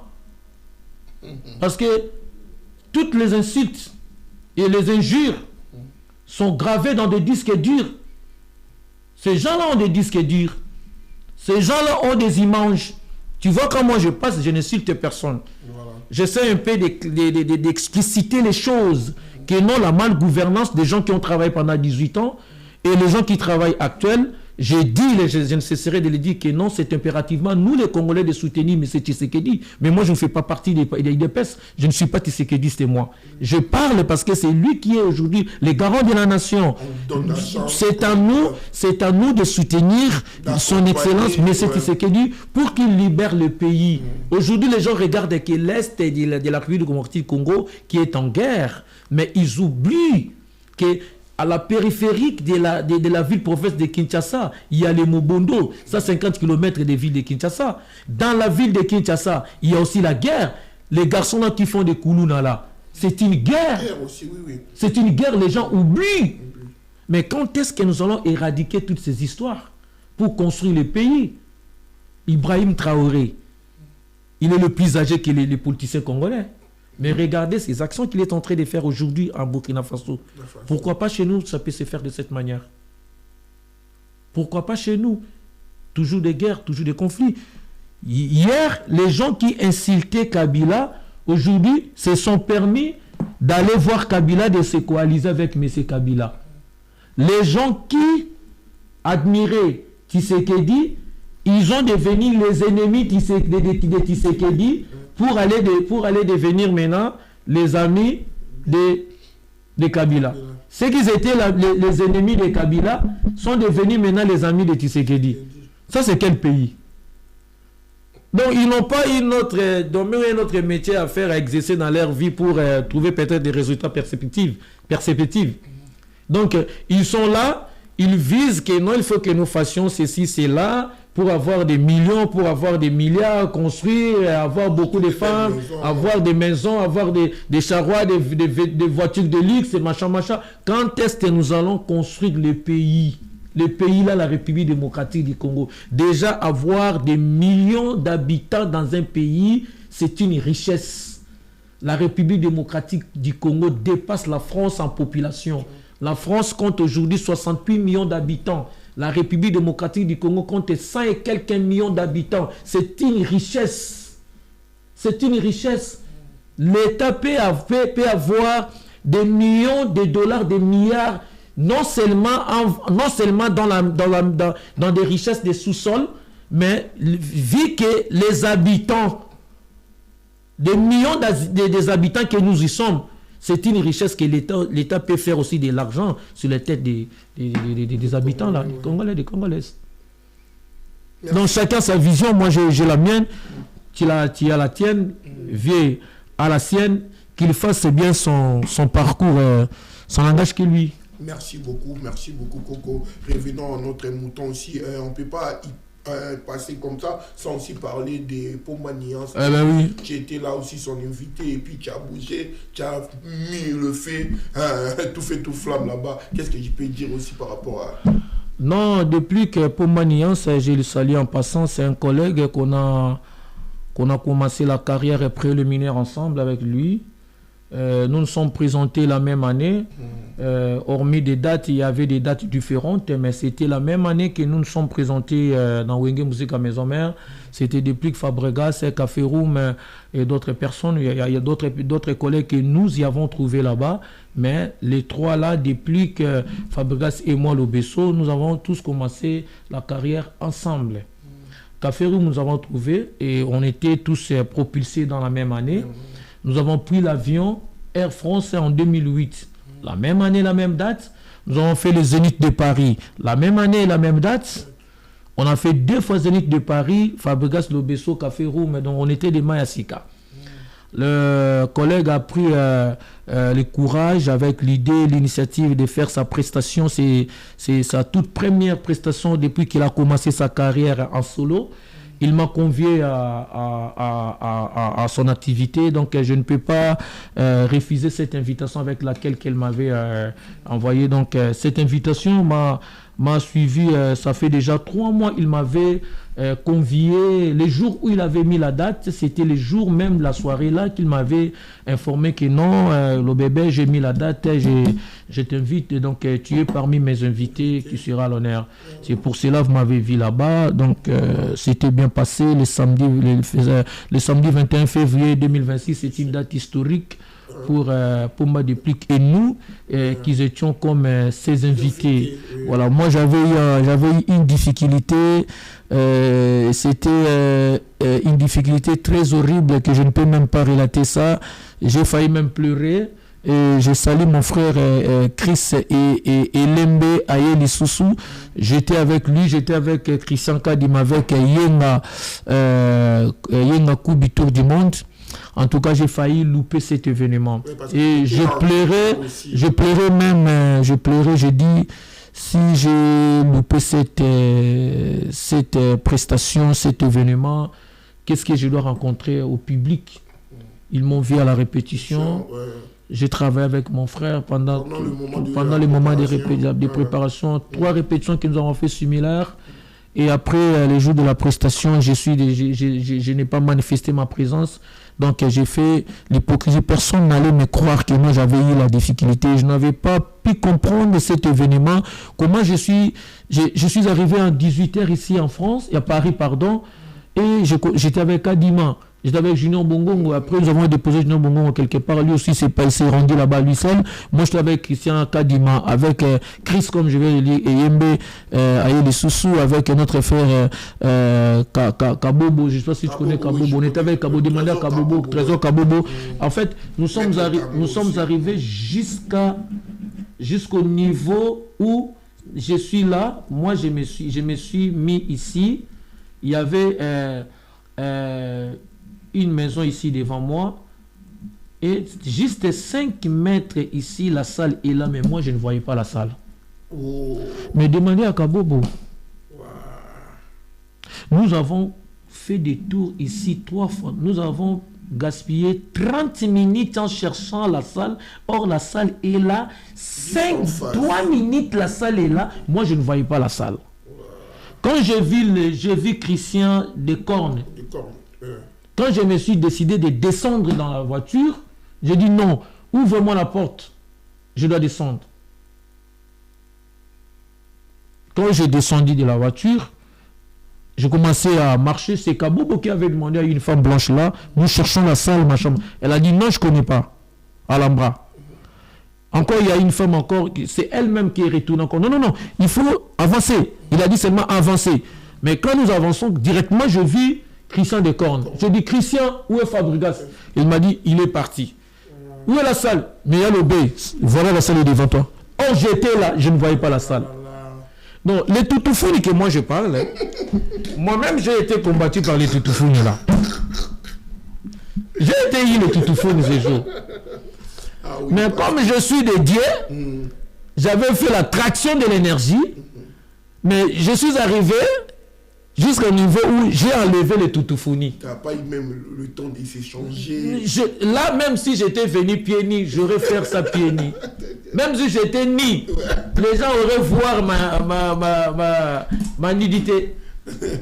La danse de l'hippopotame. Oui, tout ça était déjà préparé. Tu sais que là, c'est mon habitude. Quand quelqu'un m'invite comme ça, je ne manque pas pour créer des nouvelles œuvres. Quand j'ai participé à la première répétition, j'ai dit non, je ne peux pas passer comme ça. Donc, il faut que je puisse mettre quelque chose. J'ai présenté la danse de l'hippopotame. Mais la position, c'est une très belle position que tout le monde aime. La position de l'hippopotame. Même toi aussi, tu aimes cette position beaucoup. Même Faya. C'est la position de l'hippopotame. Position de l'hippopotame? Oui, ouais. C'est quelle position? Mais c'est une position accroupie. C'est une position où tu peux même t'asseoir dans ta maison, hein, vous asseyez dans une position de l'hippopotame. Tu peux dormir dans une position de l'hippopotame. Tu peux conduire la voiture. Tu peux dormir. Oui, dans une position, si tu es fatigué, vous pouvez dormir dans une position de l'hippopotame.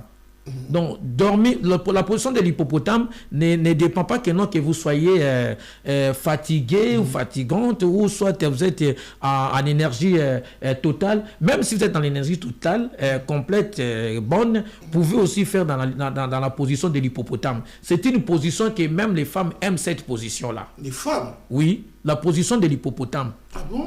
Quand on parle de l'hippopotame en lingala, c'est Ngoubou. Voilà, c'est ça. Vous voyez Ngoubou comme elle est.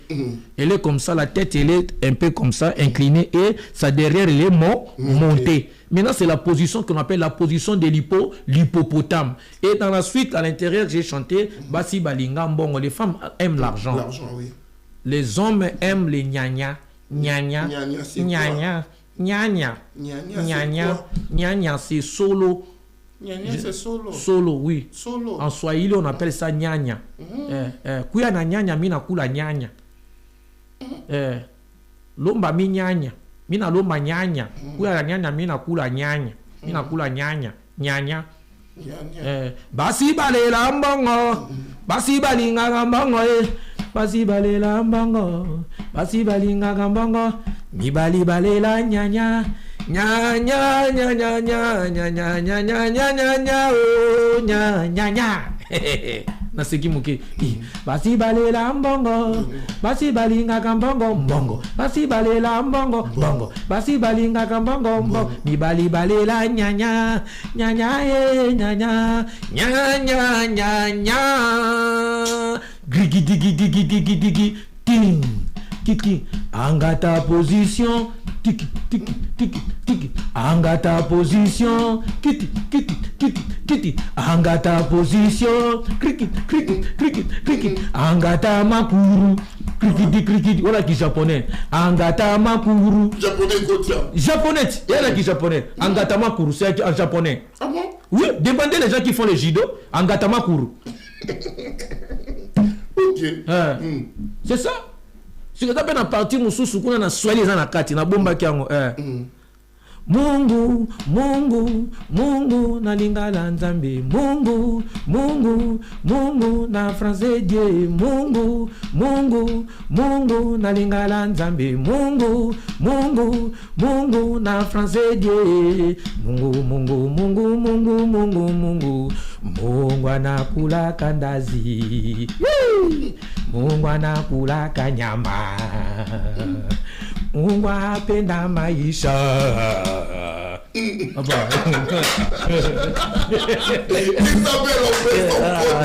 Voilà la carte de l'hippopotame. Wana bomba kiango.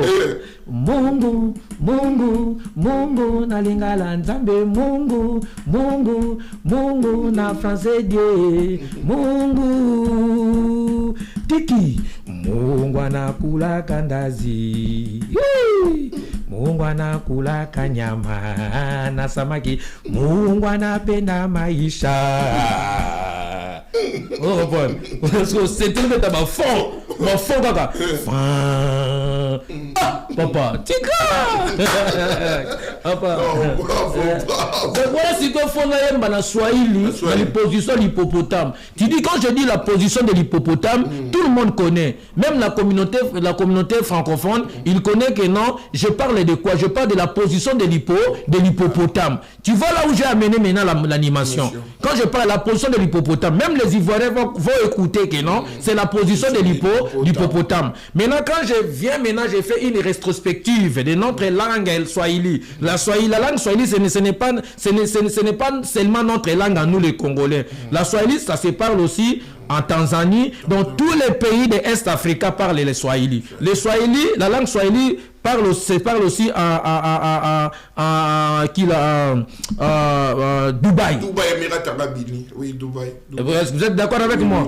Maintenant, je dois faire véhiculer l'animation. Je n'ai pas dit que non, l'animation n'est pas véhiculée. C'est véhiculé, c'est mondialisé. Selon les inspirations de chacun. Maintenant, j'ai eu maintenant l'idée de chanter, de faire maintenant en Swahili. C'est pour cela, dans la position de l'hippopotame là, je dois encore ouvrir une partie, je dois chanter maintenant Mungu, Mungu, Mungu, Mungu, Mungu. Toi tu réponds seulement Mungu. Mungu, Mungu, Mungu, Mungu, Mungu, Mungu, Mungu, Mungu, Mungu, Mungu, Mungu, Mungu, Mungu, Mungu na lingala Nzambe. Mungu, Mungu na lingala Nzambe. Mungu, Mungu en français Dieu. Mungu yakula kendazi.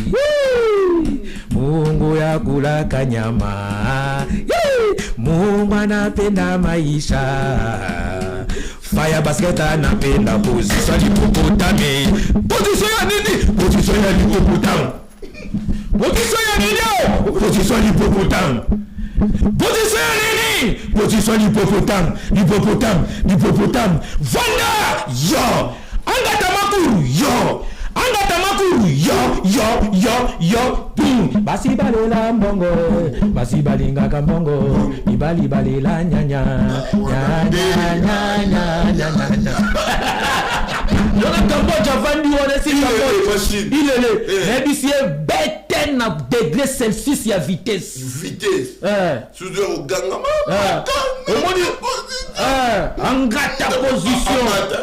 Angata position. Non pas besoin de moto to ça. Deliba sangata position. De wana ni mutabonga. Kamata angata position. Angata position. Diesola angata position. Junior et Bongongo tout puissant angata position. Kamata. Mishadaya angata position. Krikitu. Mungu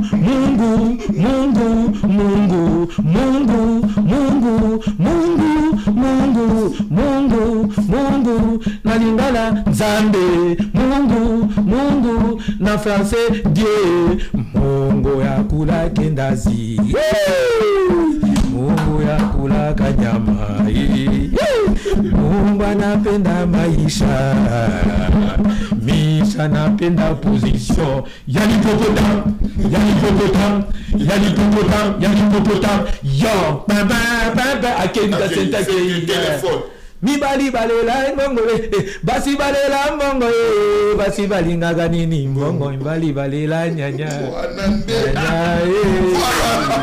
C'était le petit Pota. Donc voilà, ça lui fait plaisir, c'est détendre aussi topesi bato souri gete Nelly Monduka avandi pena otala biso Nelly Monduka sikoyo okota na côté ya position ya l'hippopotame baki yebisa lobeso bongisa danse bien mais danse atika makambo wana na lola danse ya mabeza te so tali ba danse ba angelu ba bina tanto yembelaka bango tanto yembelaka ba angelu so tali ba danse ba angelu ba bina so ba fungolo miso ya komona ba biteko euta na ange et toi pas ba eteko na lola papa papa la ngai Nelly Monduka yazela kaka ayoke eloko bakokweyisela ye akanga kaka angata oyo sape Nelly Monduka angata position angata makuru Muriel Mpete angata position Vieline Salo angata position Julia Makumbi angata position voilà merci beaucoup ngana saka to so la jumona masana nga zinga nyao garçon relax zinga nyao garçon relax na Irlande ko taba Didier Mayamba Hitler Didier Mayamba Motema Shaki Charlène Dombasi Didier Mayamba Hitler na pesi honorable Sandra Kaposa Metiol et Kiri Chombo nyonso na kin na pesi wa mbote ato Patrick Negro na pesi mbote Guy Basket mokonza de continent Chango Basket les mignons garçons Chango Basket Chango tika kisongi bateka kaya ya famille likolo ya 100 euros okomi kozwa makamba Guy Basket ko na webisa makango ne mususu voilà nous sommes les propriété likolo ya 100 euros na dongo na mbisa okaoka azwi makambo ya na ye akobetela makango mususu Guy Basket ye moko mutalobi na ngalobi petit na wana mama na ncho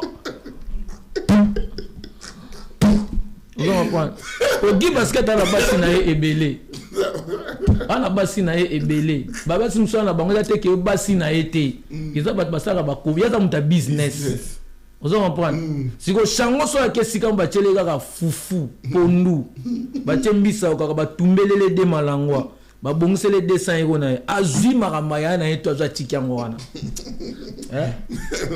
merci d'être passé ici Coco Tigre Lobeson Pota merci batali biso partout dans le monde entier merci na bayeba la biso na image pro tu venais habiter mot de la fin cause mot de la fin na pena honorable Mabindi Kolobor oyo Romain Moukadi le Romain Moukadi Switzerland Romain Moukadi tout chemin le cousin de l'honorable cousin de l'honorable Mabindi Kolobor avec Tam Car le fils Telef business Tam Car le fils Telef il y a Teka Kabama Pang Kabola Bama Pang donc ils a des gars donc au Ghana non Azalaka Yemoko Faita mulubae mwasi ya pembe ya mbiji mopende monene ya pembe mokongo monene ya pembe kingo pembe mino ya pembe azaraka ye moko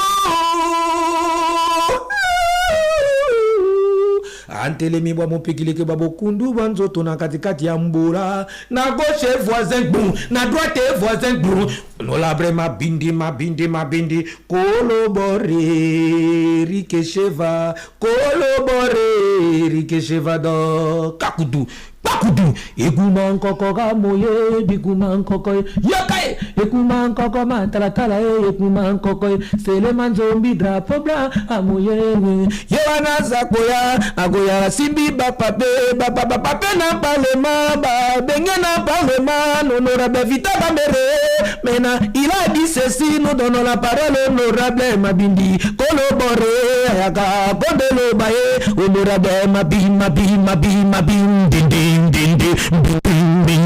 Kolobore Christian Mokwa FMI wayaka ndoko ekuma nkoko hamoye ekuma nkoko mpaka juma ubazoko ba neneku babuki mpaka juma bandeko nanga bake wapi ilongo nyolo yaka babenga ninde na bana bandeko bavanda mbula babengani bango na mpaka juma bamango bake wapi bangande bake wapi yo ilongo mabindi honorable Kolobore deje kingudilo yakawa yo ekuma nkoko hamoye tikiti yakana Christian Oumana.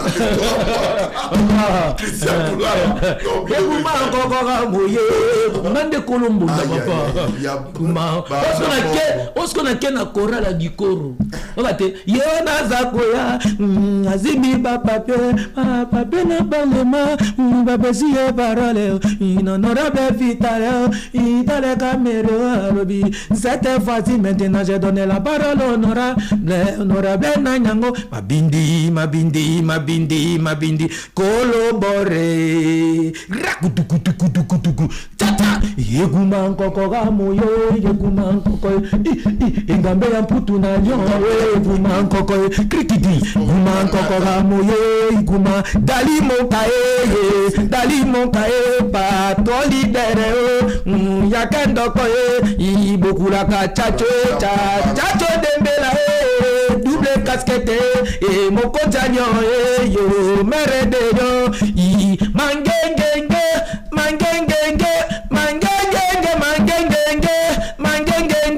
bilenge kotina be ya miso kataliko ngomba mangengenge papatika. Merci.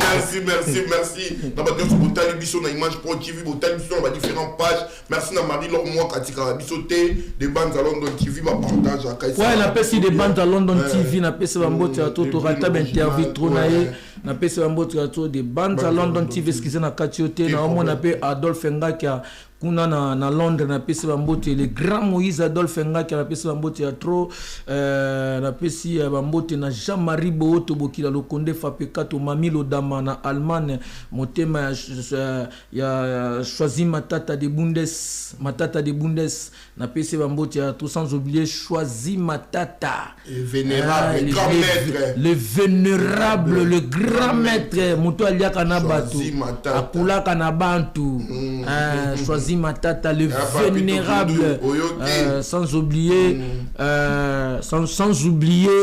na pesi mbote na Patrick Kindudi na pesi bambote ya to donc ya Bruno Matadi na pesi bambote ya to ngabana mona na pe ya Jean-Paul Matadi na pesi bambote ya to kuna na Belgique nazomona wana ndiko na ngai Jobo Fassa bokulaka Jobo Fassa babilo bebe nazo na Paris il faut na financer studio il faut mabindi kolobore bima Jobo Fassa na pesi bambote pasteur Joe Modango na pesi bambote ya to donc Fizé Chibasu to na bangonyo surtout junior capitaine na pesi bambote ya to TJ Bolingo na pesi bino surtout bambote ya to Hervé Mwanza garçon de Lix depuis que je l'ai connu Lix je lui ai vu Lix il est toujours luxueux donc na pesi mbote makasi na Mamina Sarah Mamilea Sarah Lea memanga na mokongo bokulaka Gino Ilunga fantasme les fantasmatiques Gino Ilunga motema ya Mamilea na pesi bambote ya to Alino Moke grand frère propre bambo théâtre donc Alino Sene sénateur moto abilamba bambo théâtre junior bongongo tout puissant ya union donc bambo théâtre sans oublier pe na pesi bambo te na Nagler Bouéboué l'influenceur suprême na pesi bambo te sans oublier le boss Didi Stone na Kolwezi bambo théâtre le boss Didi Stone à Kolwezi Bambo Théâtre, le boss est Didi Stone à Kolwezi, le vieux Alain Chikata. Le vieux Alain Chikata. Moi, tu comme Alain Chikata. Si tu as une sali cri à babini na sali bêtise. Yoga kombo ya moto Alain Chikata. Est-ce que lui que Chikata a cigarette? Oui, bien, il a cigarette Brit. Basala ngo, ils ont un papier té. Ils ont rapidement ma casse pene à Zamba.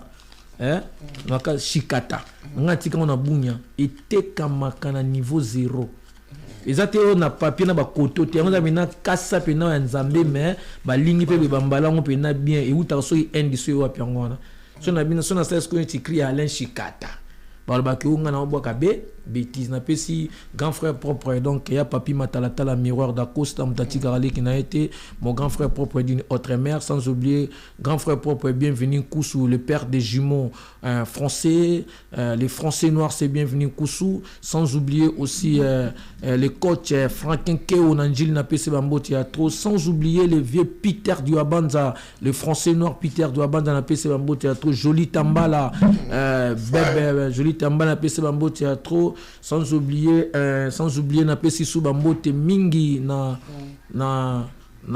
nani esili. Voilà, continue non. Bambote na pesi pe na Stemai de Paris, donc na pesi bambote ya trop, petite sœur propre, na pesi bambote ya to bisiko zali mingi ya kolobezate. Donc na tiki malobano c'est pas Pichankimu Pichankimu, donc na pesi na fine avocat la Stemai de Paris, Nicki Minaj, vrai chéri so azo seka mino lokola ivoire ya nzoko, donc fine avocat ce qui masolo ezali na libala na eto kozala wana to ningisa, donc des fois Pasteur Don Pierrot Mavinga na Grenoble, Pasteur Don Pierrot Mavinga, Pasteur le pasteur Don Pierrot Mavinga, agence Assir na PC bambote ya trop, Pasteur Don Pierrot Mavinga, donc ngana PC bambote na ngai susu na Gilio na pesi na Gilio Mavinda Ambrosio, na pesi bambote ya trop, Vialine Salu motema ya Julia Vialine Salu motema ya Julia, na pesi bambote ya Julia, na pesi bambote ya tout, sans oublier la métisse noire. La métisse noire, c'est Grâce Kwamadio, la métisse de Creil, c'est Grâce Kwamadio. Maman na Victorine na pesi ba Victoria na pesi ba bambote ya trop, base tout ya bana Creil na pesi bino bambote ya trop, bozebele baya Miguel na Creil, Chouchou restaurant Chouchou na Creil, donc Michel Sambra triple brassard bambote ya trop, restaurant kitoko kolia komela kitoko, donc BKJ multiservice et pas Jean-Paul Bicharois bambote ya trop, donc Muluba ya Maël c'est Jean-Paul na omona pe wana Patrick nazomona Patrick namona Patrick nani bakumbo kimara, voilà to rattraper ata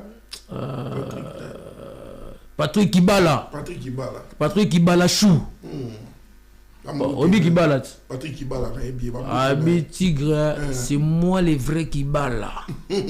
C'est moi Kibala chou. C'est lui qui m'a dit. Voilà. Abi Nanga vieux, c'est moi Patrick Kibala chou, le vrai Kibala c'est moi. Vous comprenez? Donc Patrick Kibala chou, la personne en beau théâtre, sans oublier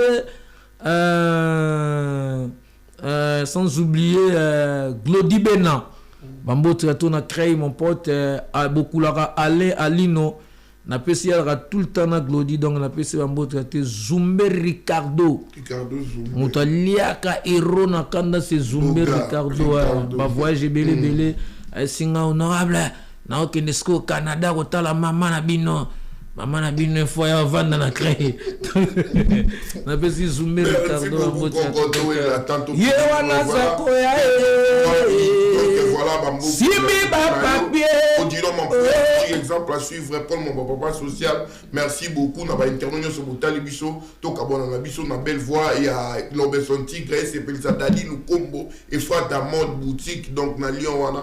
Voilà, ça est fini pour aujourd'hui. Yana zakoya Simi ba papier ma papier na parlement va pesi d'émotion na luka de nanie Christian Bokwa yonde FMI au moni honorable mabindi nkolobore yo trésor de diabae o pichu madaka ya lolo kola ignoro yakae le ignoro le nae honorable mabindi nkolobore yo ekuman koko gambo ekuman koko yakai ekuman koko gambo ekuman koko krikiti ekuman koko matalatala ekuman koko krikiti ekuman koko papa paradis ekuman koko shikito papa paradis ekuman yana zako ya Simbi ba papier na parlement babenge na parlement na président Vitale ye caméré j'ai donné maintenant la parole à l'honorable Nanie mabindi nkolobore ye Ekuma nkoko ga moye, ekuma nkoko borele, ekuma nkoko mandadala, ekuma eloko yaka, ekuma nkoko ga moye, ekuma nkoko isaswa, isaswa, titi titi, isaswa, tiki tiki, loliki, tiki tiki, isaswa, tiki tiki, isaswa, chikito yo yo yo, papa paradis, zinganya ueka, sore lakse, bona luvanga yo. 50-50 ça, trésor et bicoté, et nagatete, wana zakoya, simbi ba papier, angata position,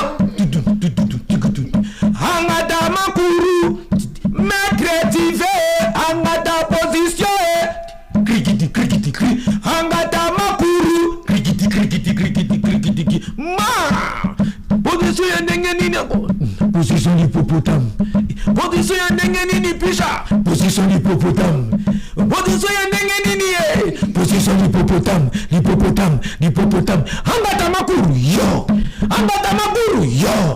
Angata makuru yo. Basi balinga mbongo. Basi balinga mbongo mbongo. Basi balinga kanini mbongo. Basi balinga nini mbongo. Les aimer l'argent.